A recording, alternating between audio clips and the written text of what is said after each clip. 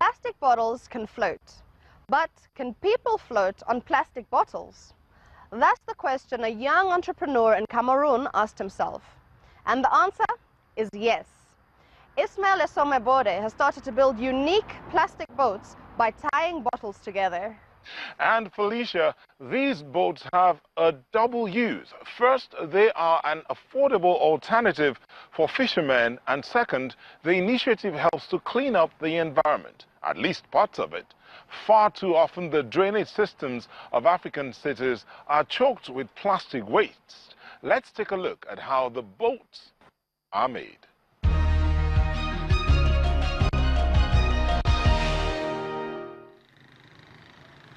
A river of plastic bottles chokes this drainage system in Yaoundé, Cameroon. When it rains, the entire neighborhood is flooded.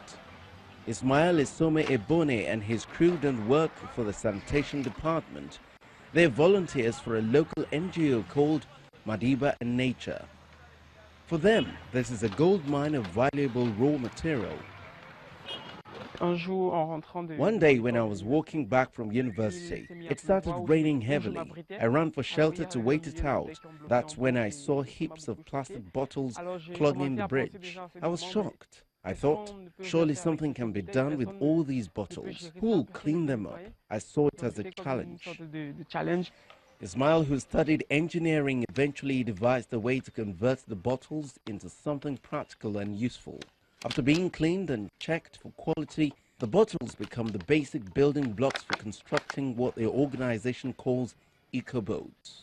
Close to 1,000 bottles are needed for a 6-meter canoe-shaped vessel. It takes about 3 days to make one. Additional materials needed are purchased with money earned from boat sales. We do have a cash flow problem at times, and we sometimes don't have enough money to build the boats. We just can't construct enough for all the fishermen in need. There are nearly 1,000 fishermen here in the area, and if we don't get the money together, we simply can't do it. Ismail and his team hope their initiative will have a far-reaching impact on the environment. So far, they have made around 30 eco-boats. Fishing boats in Cameroon are typically made of wood, which makes them expensive to repair.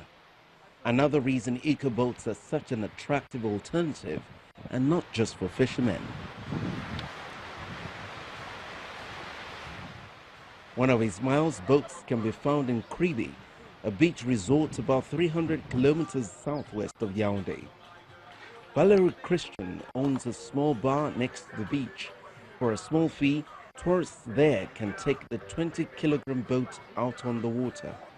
Valerie manages the rental service.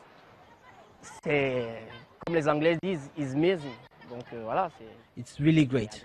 It's a lot of fun, easy to handle, and it also helps me. It's a little boost for my business. When Madiba and Nature first came here and offered me the chance to manage the boat rental, I wasn't sure it would work. But now, the people see it and are really impressed. And it all happens without any advertising on radio or television. It's just word of mouth.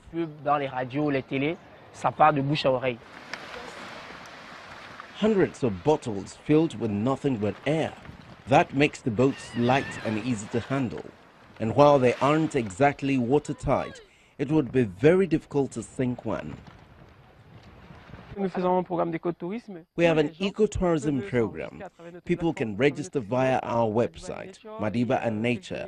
And we also have people coming in through international links, like visit.org. It's a platform for social impact travel experiences that could help increase our earnings.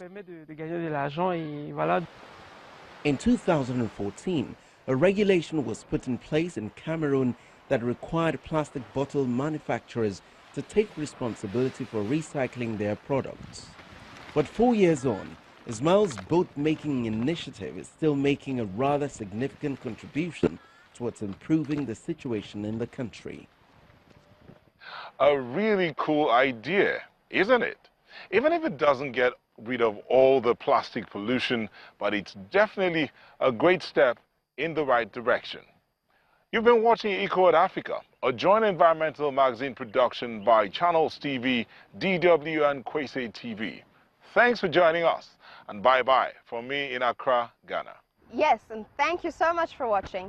If any of these ideas captured your interest, then you can watch the video on our website and ask your questions. The addresses will be up in a moment. I'm Felicia Endersby, and I'd be very happy if you joined us next week for another tour of the environment with Eco at Africa. Goodbye from Johannesburg.